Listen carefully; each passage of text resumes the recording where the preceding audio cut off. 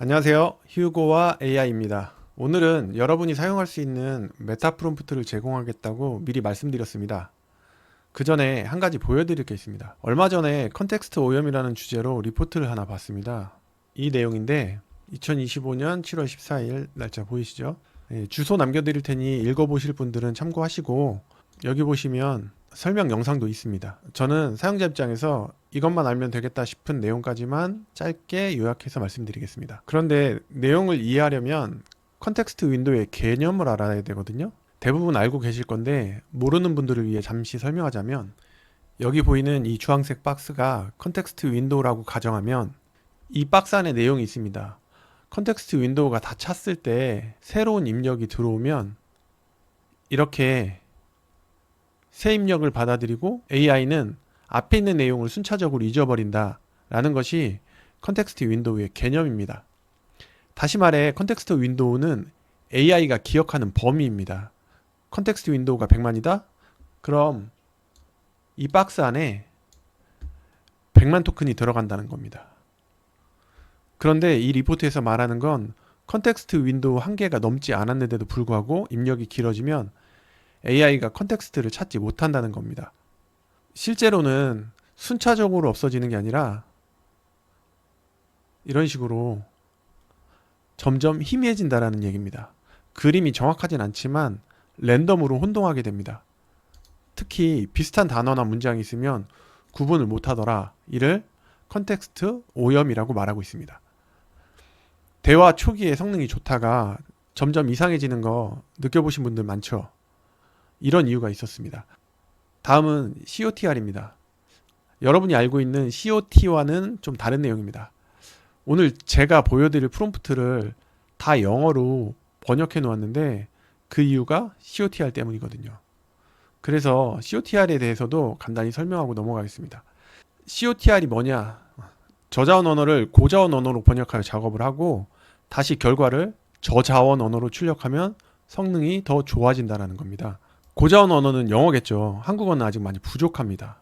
특히 명령 인식이나 컨텍스트 이해도에서 차이를 많이 보이고 있습니다. 오늘 보여드릴 프롬프트가 좀 길거든요.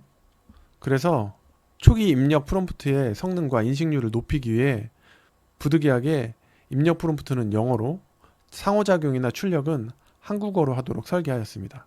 물론 한국어 프롬프트도 링크해 놓을 테니 설명란 참조하시면 됩니다.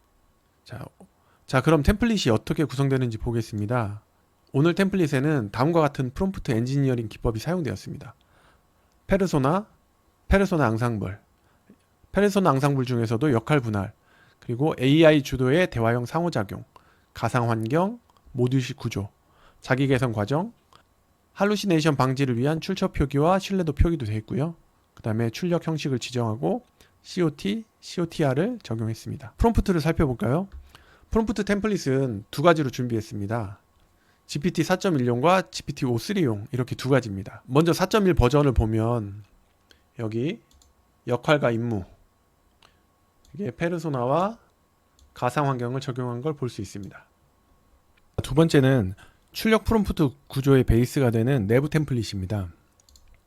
자동 모드와 상호작용 모드로 구분되어 있지만 내용을 채우는 방식만 다를 뿐 구조는 동일합니다. 자동 모드는 필수 정보만 입력하면 세부 정보를 AI가 추론하여 작성하는 방식이고, 상호작용형은 사용자와 대화를 통해 사용자의 요구를 더 구체적으로 적용할 수 있는 방식입니다. 자, 구조를 살펴보면 첫 번째 역할, 두 번째 임무, 그리고 세 번째 타겟과 맥락, 네 번째 결과물 명세, 그리고 다섯 번째 이 부분이 중요한데 이 부분을 보면 주제별 선택적 모듈 자동 추가라고 있습니다.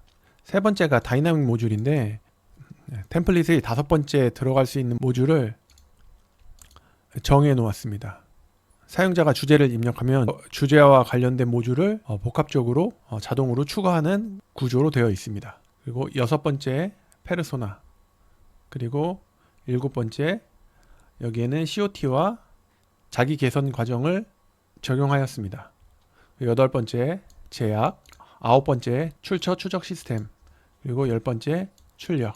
열 번째 출력은 마지막 강의에서 했던 내용과 동일한 내용을 넣었습니다. 상호작용형도 마찬가지입니다. 구조는 동일하고 그 내용을 채우는 방식만 다릅니다. 그리고 세 번째, 주제별 선택적 모듈은 방금 살펴봤습니다. 그리고 네 번째는 모듈 선택 로직, 모듈을 어떻게 선택하는지 그 규칙을 정해 놓은 겁니다. 그리고 다섯 번째는 실행 프로토콜이 있고요. 마지막으로 상호작용 시 준수해야 할 사항들을 적어 놓았습니다. 자, 이번에는 GPT-o3용입니다. GPT 4.1용과 GPT-o3용의 차이점은 모듈 분할 방식에 있습니다. GPT 4.1용에서는 모듈 분할 방식을 사용자의 주제에 따라 나누었다면 GPT-o3용은 페르소나의 역할별로 나누었다는 점입니다. 자, 구조 자체는 그닥 다르진 않습니다. 시작은 역할과 임무로 시작을 합니다. 그리고 첫 번째 시스템 부팅 및 메인 제어가 들어가 있고요.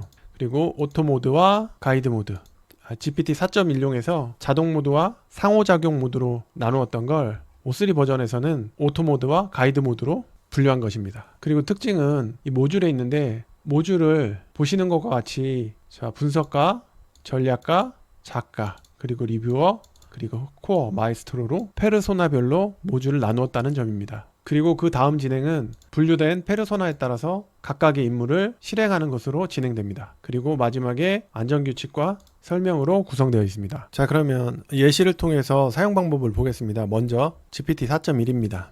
영어로 된 프롬프트를 입력합니다. 프롬프트를 입력하면 프로세스가 시작됩니다. 최종 목표를 한 문장으로 말씀해 주세요 라고 첫 번째 질문이 시작됩니다. 여기에 저는 고교 학점제에 대한 보고서라고 입력했습니다. 그러면 두 번째는 자동화 모드를 선택할 건지 상호작용 모드를 선택할 건지 질문합니다. 자동 모드를 선택했습니다. 자, 자동 모드를 선택하면 필수 입력 요소를 물어봅니다. 주제, 목표, 맥락, 그리고 그 아래 예시 답변을 생성해 줍니다.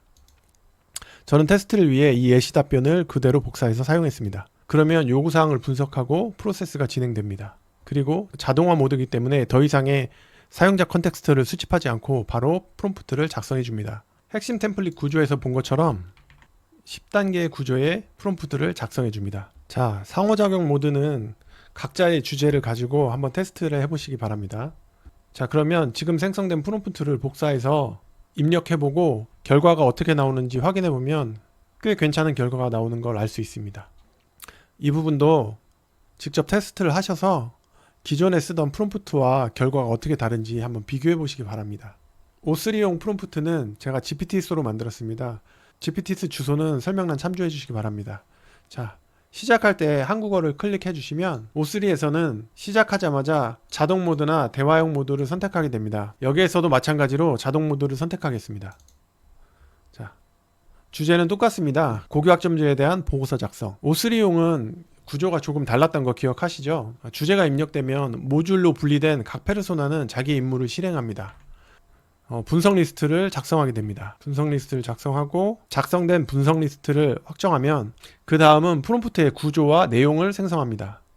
그리고 자동 모드이기 때문에 더 이상의 컨텍스트 수집은 없이 바로 프롬프트를 작성하게 됩니다.